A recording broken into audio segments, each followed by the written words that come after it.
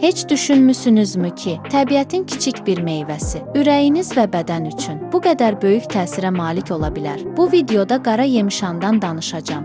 Dəyərli izləyicilər, videoların analitikasına baxanda çox az adamın abunə olduğunu görürəm. Bizə dəstək olmaq üçün videoya abunə olub bildirimləri açmağı unutmayın. Qara yemişan xüsusilə ürək və damar sağlamlığı ilə tanınır. Qan dövranını yaxşılaşdırır, ürək döyüntüsünü tənzimləməyə kömək edir və stressin ürəyə olan mənfi təsirini azaldır. Elə buna görə də ona bəzən ürəyin dostu da deyirlər. Amma məsələ təkcə ürəklə bitmir.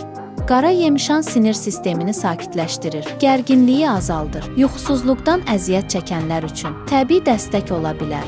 Günün stresindən sonra bir fincan qara yemişan çayı elə bil ruha masajdır. Bundan başqa bu meyvə antioksidantlarla zəngindir, yəni bədəni sərbəst radikallardan qoruyur, immuniteti gücləndirir və ümumi halsızlığın qarşısını almağa kömək edir. Amma unutmayın, hər təbii məhsul kimi qara yemişan da ölçülü istifadə olunmalıdır. Xüsusilə təzyiq və ürək dərmanları qəbul edənlər mütləq həkimlə məsləhətləşməlidir. Bəs qara yemişan necə dəmlənir?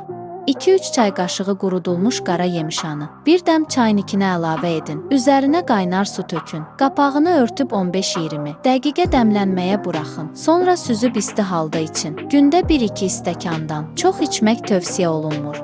Əgər siz də təbiətin şəfasını həyatınıza qatmaq istəyirsinizsə, kanala abunə olaraq paylaşmağı unutmayın.